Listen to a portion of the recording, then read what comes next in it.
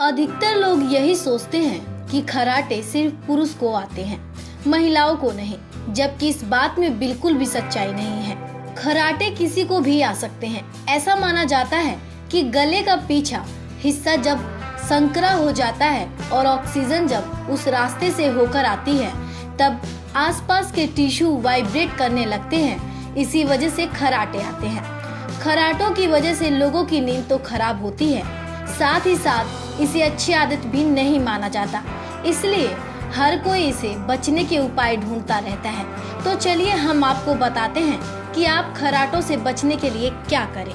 सोने के तरीके में बदलाव। अगर आपको एक ही करवट पर सोने की आदत है तो अपनी इस आदत को बदल दीजिए, क्योंकि एक ही करवट से सोने पर खराटों की समस्या बढ़ जाती है।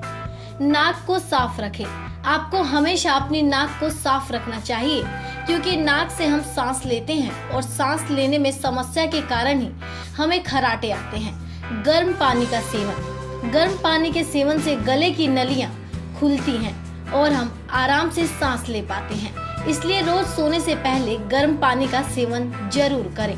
ठंडी चीजों का सेवन ना करें। ठंडी चीजों का सेवन करने से हमारे गले में सिकुड़न होने लगती है, जो खराटों का कारण बनती है। अधिक दवाइयों का सेवन। ज्यादा हैवी दवाइयाँ और नींद की गोलियां खराटों की समस्या को बढ़ा देती है।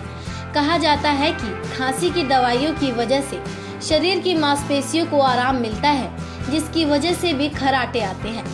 मोटापा कम करें। अगर आपको मोटापे की समस्या है तो आज ही से अपने शरीर का वजन कम करना शुरू कर दें, क्योंकि अधिक वजन होने की वजह से टिश्यू अधिक फैटी हो जाता है, जो गले को खुलने से रोकता है, जिसकी वजह से सांस लेने में परेशानी होती है और खराटे आते हैं।